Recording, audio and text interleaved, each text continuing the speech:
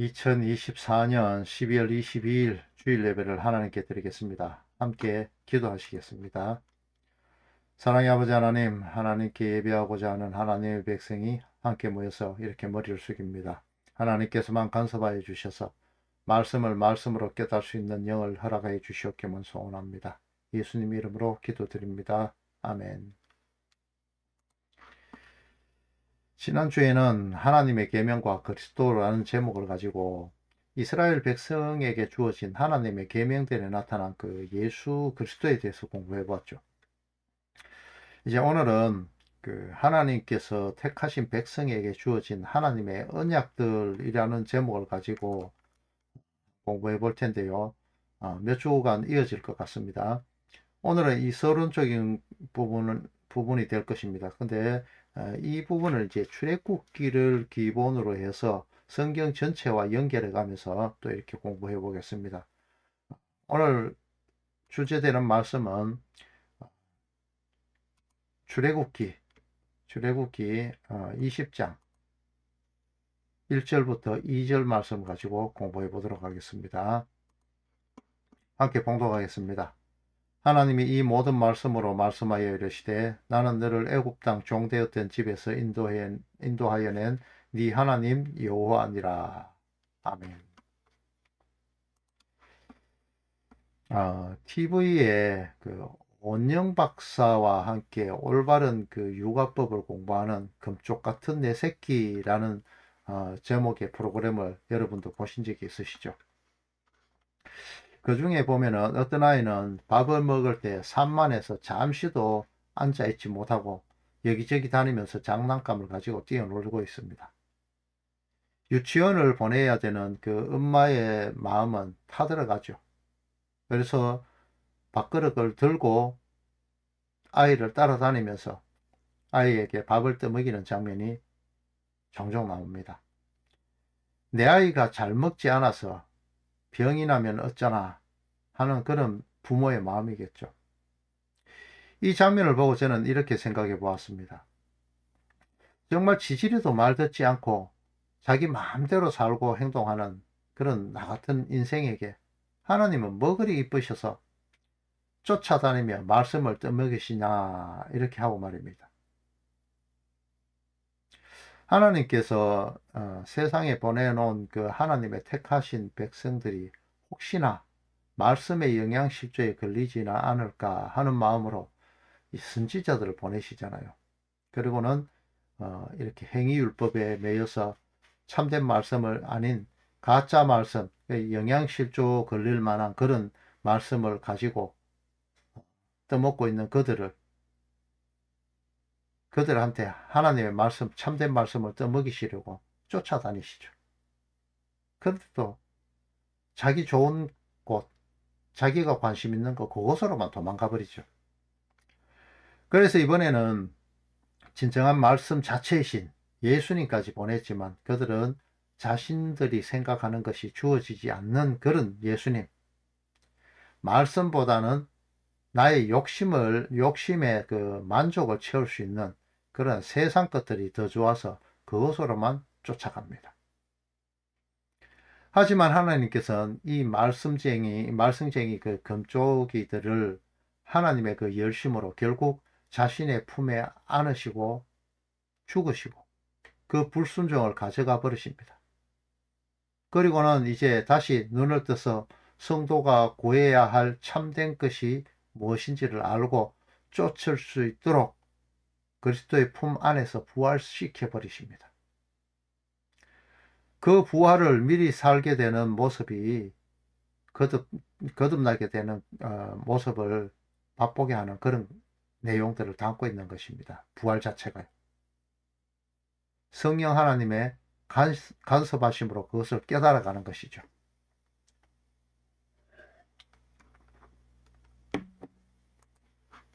모세에게 주셨던 완전한 거룩의 상징인 하나님이 따듬고 하나님께서 기록하셨던 돌판에 새겨진 그 계명들은 거룩한 것이었지만은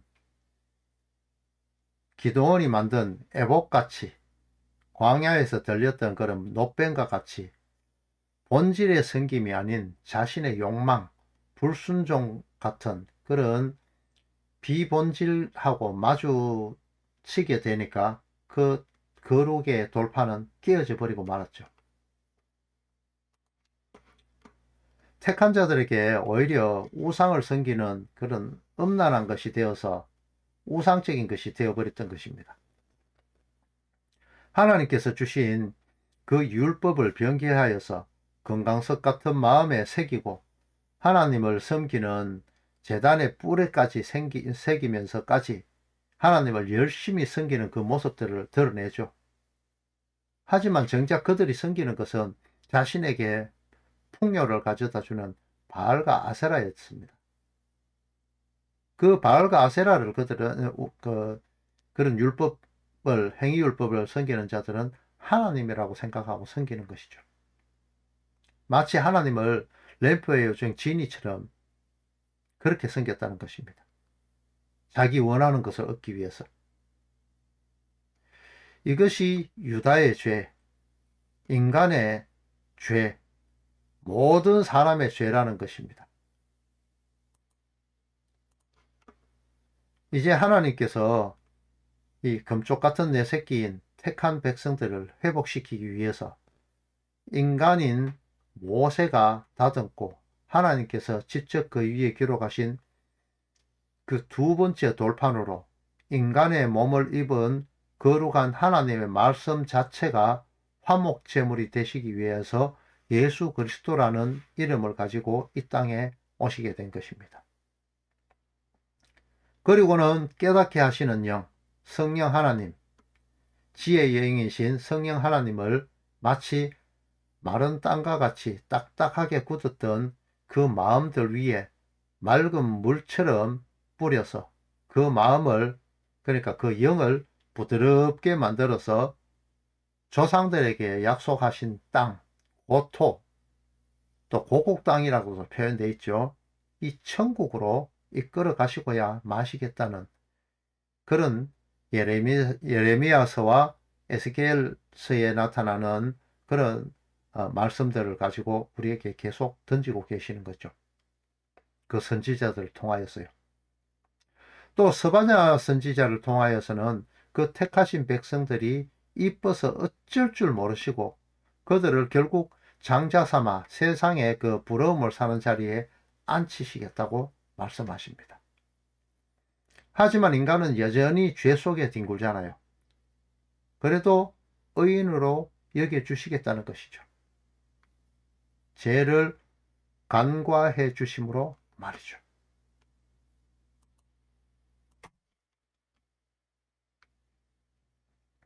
이러한 인생을 살게 되는 모습들의 샘플로 이스라엘 백성들을 택하시고 광야 생활을 하게 하시면서 인생의 전 과정을 이스라엘 백성들이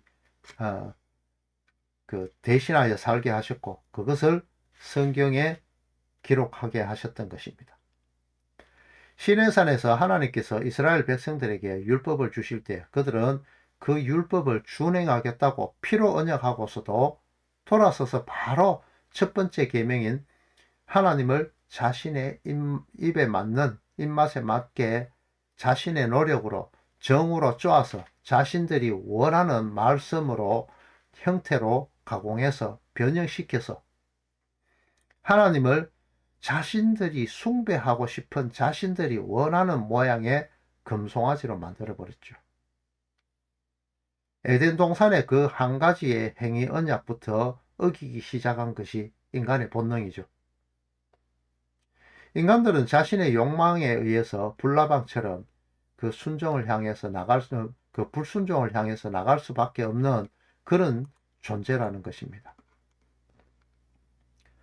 하지만 하나님은 이런 금쪽같이 말썽쟁이인 백성들을 매일매일 매순간 쫓아다니면서 밥을 떠먹이시려는 그런 부모의 모습처럼 세소가 된 그런 성도들, 나쁜 버릇을 가진 성도들의 그 모습에 그 덕지덕지 붙어 있는 불순종의 습관들, 그것들, 나의 욕망을 이루기 위해 그렇게 내가 하나님의 자리에 앉으려고 하는 그 바벨탑을 쌓는 그 노력들을 하나님의 말씀의 칼, 그 성령의 검으로 도려내시기 위해서 끊임없이 건조기들을 쫓아다니십니다.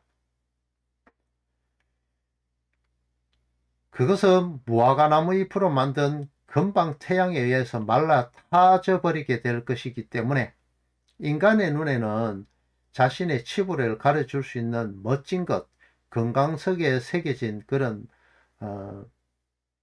멋진 바벨탑과 같은 그런 존재, 굳은 말씀으로 여겨지지만 이것은 곧 말라져 없어버릴 그런 존재이기 때문에 하나님은 그것을 찢어버리십니다.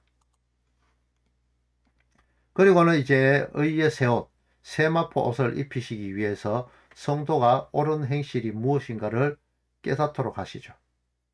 그 깨달음은 나 스스로는 하나님의 원하는 수준의 그 옳은 행실을 절대 내어놓을 수 없구나 하는 그 깨달음인 것입니다. 성령 하나님의 맑은 물로 씻기셔서 눈을 뜨게 되어 결국 깨닫게 되는 것은 나 스스로 세마포 옷을 입어서 만들어서 입을 수 없는 것이고 하나님께서 입혀주시는 것이구나. 예수님께서 십자가에서 피 흘림으로써 씻으셔서 깨끗하게 하셔서 만들어서 입히시는 그 의의 세마포를 그저 면목 없이 값을 치를 수 있는 자가 되지 못함을 깨달아서 넙죽 엎드려서 땅의 흙의 모습이 되어서 감사함으로 받아 입게 되는 그 모습.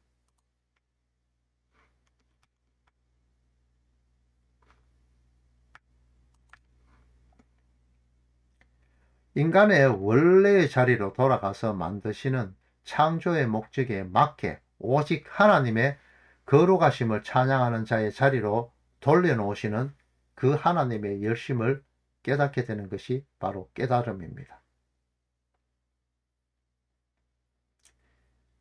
이제 금쪽이들을 쫓아다니시며 하루에도 수십 번 하나님을 떠나는 오멜과 같은 존재의 성도들을 향해서 하나님의 열심이 어떤 것인가 한번 알아보도록 하겠습니다.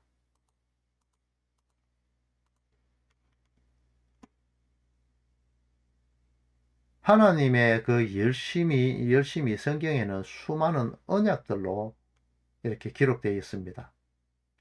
하나님의 명령, 율법이 주어졌을 때 이스라엘 백성들은 다 준행해 지키겠다고 피로맹세했죠. 그런데 이 계약이 성사되자마자 돌아서서 바로 송아지 우상을 만들어 버렸잖아요. 금송아지를요. 이렇게 사람은 마음에 계획하는 바가 어려서부터 악하다는 것을 알고 계셨기 때문에 그 어린 말씀을 제대로 알지 못하는 그런 상태를 어림이라고 이렇게 표현하지요. 이 어림의 상태, 이것을 깨어부수고 성숙한 성도가 되도록 하시기 위해서 수많은 그런 징계의 채찍들을 사용하시고 또 그것을 통해서 말씀을 깨닫도록 그렇게 하나님께서 인도하시죠. 하나님께서 계획하신 그 구원의 계획 자체를 깨닫도록 하시는 것입니다. 수없이 말씀드렸지만 이단 사이비는 교회 밖에 있는 것을 이단 사이비 같은 그런 교회 밖에 있는 것을 이단이라고 그렇게 물론 그것도 맞지만은 그것을 성경에서는 이단 사이비라고 그렇게 표현하지 않습니다. 물론 이단 사이비라는 그런 단어는 없지만 말이죠. 교회의 강대상에서 하나님의 말씀이라고 하나님의 말씀을 빙자해서 그렇게 방자하게 하나님의 말씀을 도둑질해서 그것으로 아직 말씀에 연약한 자들을 미혹하여서 넘어지게 하는 그 자들은 교회의 늙은 자들이기에 자, 이 늙은 자들은 뭐를 의미하는가 하면요. 장로들을 말합니다. 교회 장로들. 장로는 우리가 말하는 지금의 그 장로가 아니라 목사와 인도자들, 그 지도자들을 이야기하는 것이거든요. 말씀 잘하는 그 목사, 마찬가지 이것에 포함됩니다. 그런데 이렇게 미혹하에 넘어지게 하는 이 자들을 하나님은 심판하시기 시작합니다. 그래서 어떻게 성경이 말하는가 하면은 그 심판은 성소에서부터 시작될 것이라고 그렇게 이야기하죠. 이사야와 에스겔 선지자를 통하여서 이렇게 말씀하시죠. 이렇게 드러나 있는 신천지, JMS, 하나님의 교회, 통일교 이런 것들을 말하는 것이 아니라 십자가를 걸어놓고 하나님의 말씀을 도둑질해서 가르치는 그 자들이 바로 이단이고 사입이라는 것이죠. 택하신 양은 하나님의 목소리, 말씀을 제대로 알아듣고 그 율법의 우리에서 나오게 되지만은 이제 기가 막히게 함과 그런 기가 막히게 하시는 그런 하나님의 그 섭리, 또 눈을 다치게 하는 그런 자들, 그 율법의 테두리 안에 있는 그런 자들을 이야기합니다. 그런 자들은 바로 애굽이라는 것입니다. 그래서 그들은 함께 멸망하는 그 길을 가게 됩니다. 자신들이 마치 진리의 말씀 안에 있다고 그렇게 착각하면서 그렇게 열심히 종교 생활을 하죠. 그리고는 성전 안에서, 성전부터 교회 안에서 시작되는 그 하나님의 심판의 칼날을 피하지 못하게 되는 것입니다. 하나님께서 택하신 자들은 그 귀를 열 수 있고 예수님이 부르시는 그 부르심을 듣고 그 율법의 우리에서 탈출하여서 출애굽하게 될 수밖에 없는 것입니다. 그것이 하나님의 뜻이고 하나님의 열심의 결과이기 때문이죠. 그런데 왜 하나님께서 계획하신 그 길은 이렇게 힘들고 험한 거야? 꼭 이 길을 가야 되는 거야? 이렇게 생각되기도 하시죠. 하지만 그 길들은 성도에게 유익이 되는 길입니다. 이 세상과 이혼하고 예수님과 혼인하게 되는 그 과정에 있는 것임을 잊으시면 안 됩니다. 성도 여러분, 여러분들이 살아가시는 그 길들이 세상 사람들의 그 호화롭고 여유로운 생활과 같지 않아서 화가 나십니까? 하나님이 도대체 나한테 어찌 그리 할 수 있어? 내가 뭘 잘못했고 어떻게 내가 하나님을 섬겼고 내가 11조도 많이 했고 이웃 돕기도 불이웃 돕기도 많이 했고 하나님 보내신 목자도 많이 섬겼고 했는데 왜 하나님 나한테 이런 고난을 주는 거야? 이런 원망 많이 해보셨죠? 내가 가는 길은 빛의 길이 아니라 어둠의 길이며 예수를 믿는다고 하는 그 길은 고통의 연속이고 그 길을 거치게 해달라는 그 기도를 들어주신 조차도 하지 않으십니다. 예수님이. 뭐 매일 그렇다는 이야기는 아닙니다. 하지만 대부분의 성도의 길은 이 길을 가고 있다는 겁니다. 또 내가 가고자 하는 그 길들을 담으로 막아서 내 뜻대로 되지 않도록 그렇게 합니다. 하지만 그 길의 끝은 그리스도께서 지신 그 고난의 길이고 그 고난이 나에게 입혀질 때에 비로소 그것은 나의 영광이 되고 나의 구원의 길들임을 깨닫게 되는 것입니다. 나 스스로 의지하는 나의 길을 찾는 그 길들을 막으시고 천국에 합당한 자로 만들어 가시는 그 길에서 만나게 되는 것들이 성도에게 있어서는 세상을 향하던 나의 마음에 오는 그 고난으로 다가오는 것입니다. 그 고난으로 인해서 하나님과 벗어기던 그 죄를 거치게 되고 장차 우리에게 나타날 천국의 소망을 갖게 되는 것입니다. 그 길들 꾸준히 가십시오. 힘들고 지쳐서 죽고 싶을 만큼 힘들더라도 말이죠. 힘들고 어려운 그 훈련소를 잘 버텨내면은 뽀대나는 그 해병대와 같은 잘 돼 가게 되죠. 그 자대를 또 잘 버텨내면은 나를 반기는 사랑하는 사람들이 있는 자가로 갈 수 있는 그런 소망이 있듯이 말이죠.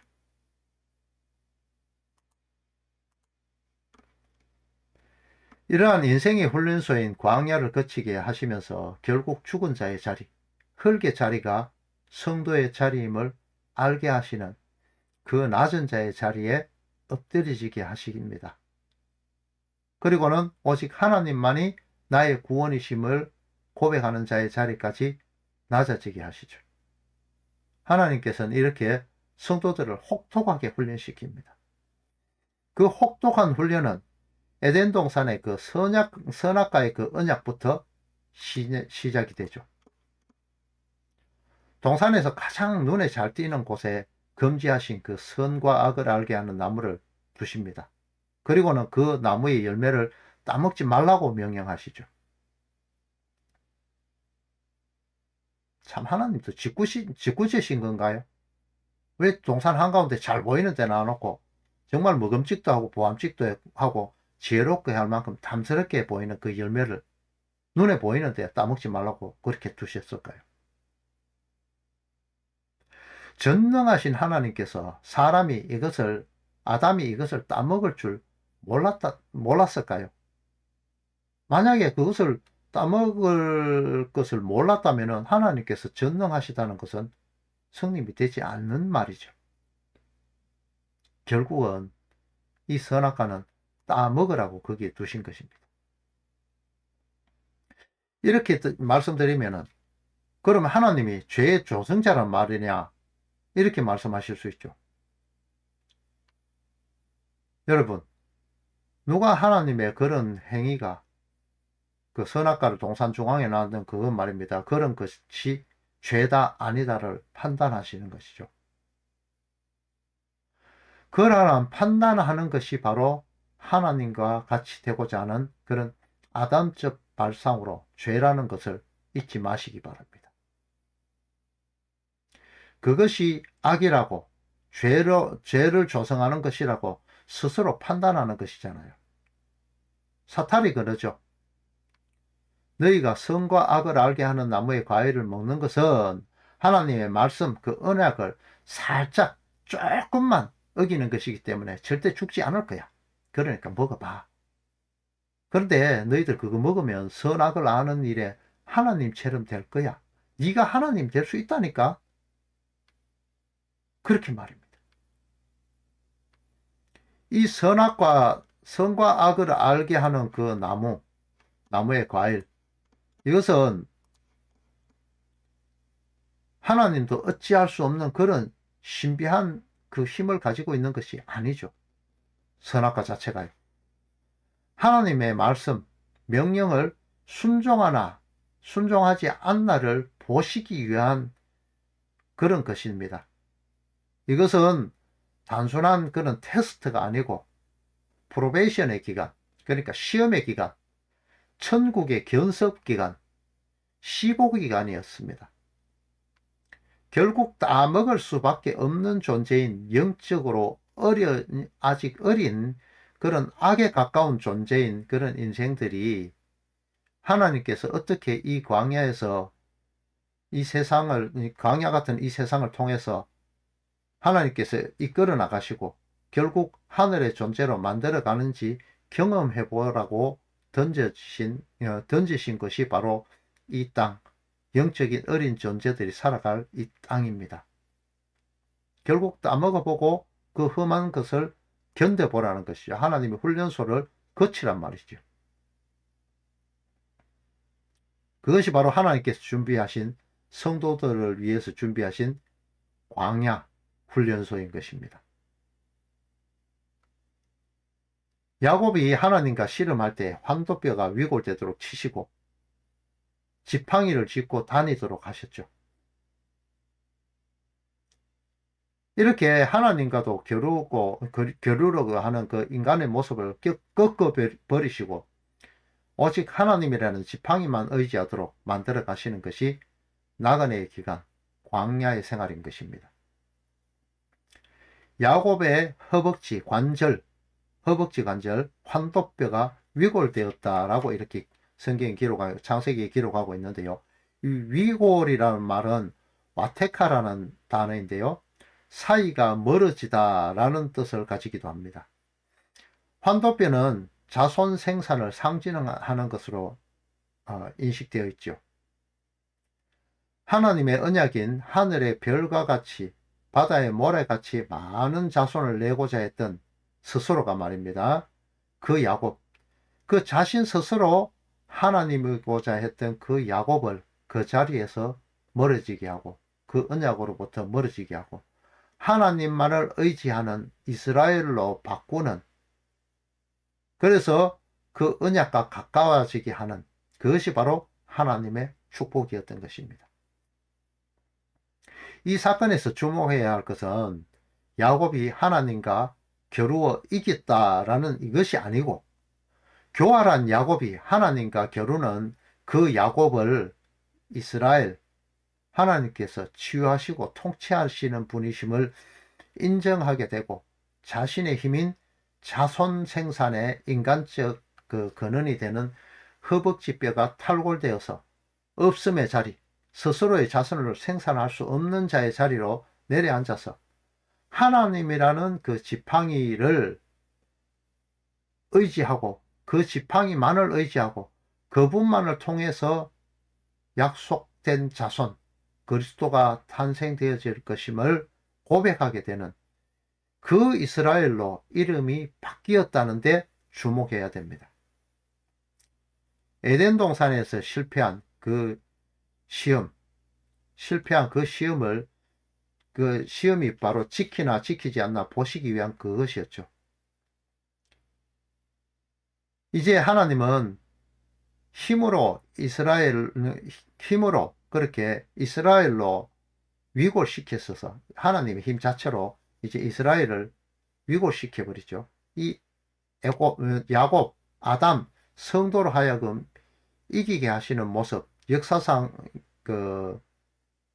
이 야곱의 그 모습들, 이것들을 통해서 성도들이 어떻게 살아가야 할 것인가를 한번 다시 보여주는 그런 것입니다.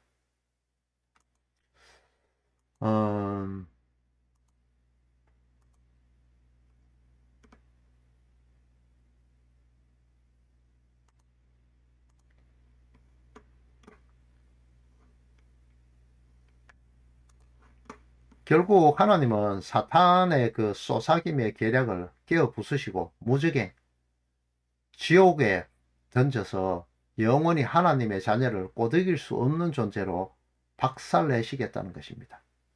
여자의 후손이 네 머리를 상하게 할 것이다.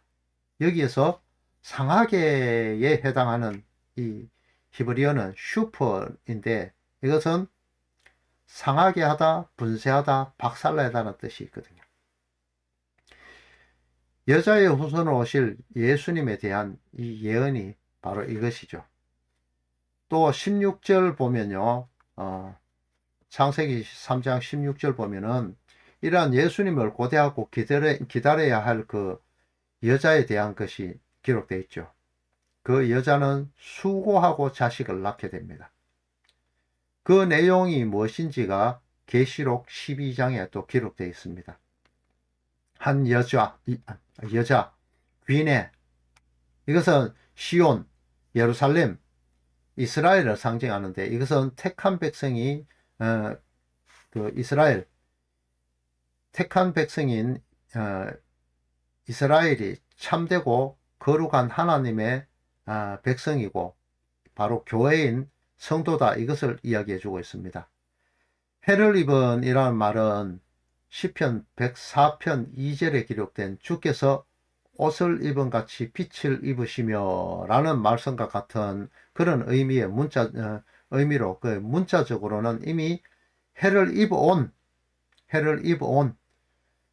이런 뜻을 가지고 있는 것인데, 하나님의 택한 백성들은 본질적으로 하나님으로부터 이미 주어진 변형할 수 없고 변형되지도 않는 그런 영광, 즉 예수 그리스도로 옷 입어지게 되어 있다라는 의미입니다. 그리고는 그 발 아래 달이 있고 라는 그 기록이 있죠. 이것은 교회가 권세를 가지고 있음에 대한 것인데요. 해와 반대되는 땅의 것으로 성도의 그 최후 승리를 말하는 것입니다.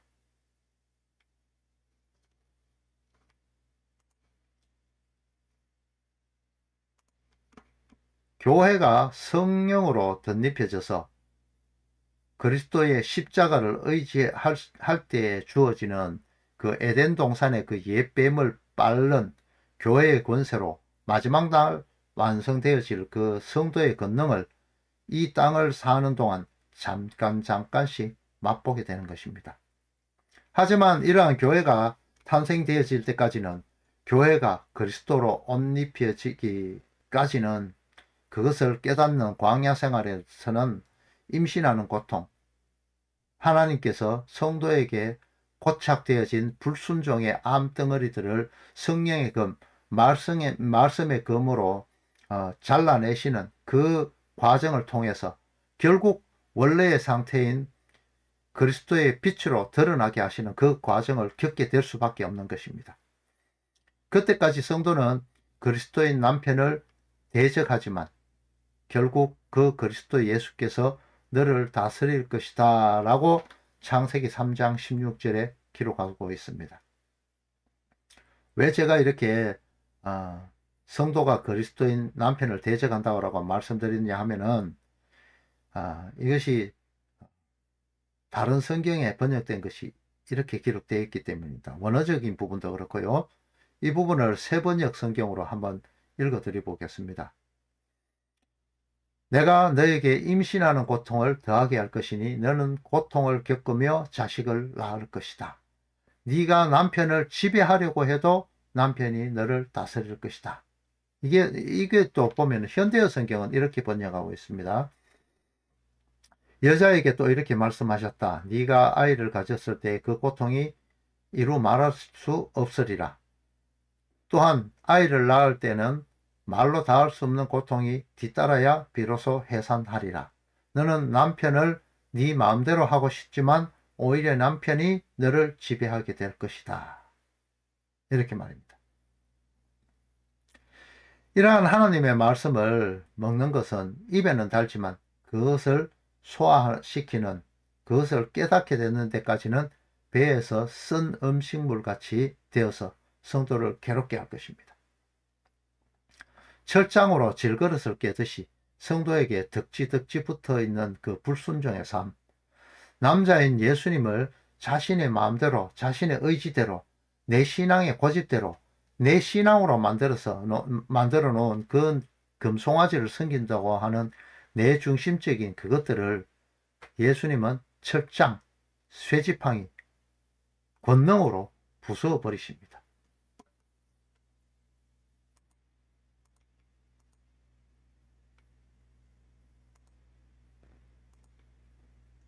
오늘 혼자 하다 보니까 많이 이렇게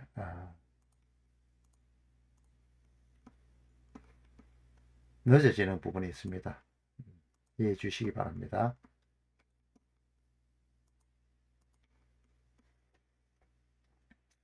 성도의 원래 자리인 없음의 자리, 흙의 자리, 마른 뼈의 자리에 이제 성도를 납작 엎드리지게 하십니다. 내 중심적인 삶에서 하나님의 중심적인 삶으로 바꿔져가는 그 삶으로 이끌어 가시는 것입니다. 이것이 계시록 12장 1절에 기록된 하나님께서 인간을 통하여 나타내시고자 한 그 큰 이적이라는 것이죠. 어떤 사람들이 행하는 성령 하나님을 자신이 직접 부리듯이 성령 받아라 이렇게 하면서 이적을 행하는 것은, 그것은 스게와의 아들, 7 아들로 나타나죠. 이 아들과 마술하는 사람들이 행하던, 그 마술하는 사람들이 이렇게 말하죠. 바울이 전하는 예수를 의지한다고요. 빙자해서 이렇게 이야기하죠. 그런 행위들과 똑같은 것입니다. 자신들이 맞이하는 그 예수 그리스도가 아니라, 그 성령이 아니라 누가 카데, 이런 카드라 방송에 의해서 그렇게 하는 것. 그 결과는 참담하죠. 그러한 것은 이적이 아닙니다. 성령 받으라 쉬 이러면서 휘떡 넘어지게 하는 그런 것들. 그것은 절대 이적일 수가 없는 것입니다. 나의 죄가 간과되고 가려지고 내가 결국 하나님의 아들로 여겨주심을 받게 되는, 절대 일어날 수 없는 것이 일어나는 이것, 내가 하나님의 아들이 된다는 것, 이것이 바로 큰 이적이라는 것을 잊지 마시기 바랍니다. 성경에 기록된 언약을 통하여서, 예수 그리스도를 통하여서 하나님께서 택하신 백성들을 부르시는 그 부름은 세상 끝날까지 계속될 것입니다. 다음 주에는 이러한 언약들이 나열되면서 그 언약들이 어떻게 성도들에게 적용되어지는지에 대해서 공부해 보도록 하겠습니다. 축도로 예배를 마치도록 하겠습니다. 이제는 교회들의 머리가 되신 성자 하나님의 크신 은혜와 우리 위에 독생자를 보내신 성부 하나님의 크신 사랑과 성령 하나님의 교통하심이, 율법의 테두리, 율법의 행위에서 벗어나 하나님께서 지어주시는 빛나는 세마포를 선물로 받고 하나님의 자녀라 여겨주심을 받아서 하나님께서 주시는 자유를 누리시기를 원하는 모든 성도들 위해 이제로부터 영원토록 함께 있을지어다. 아멘.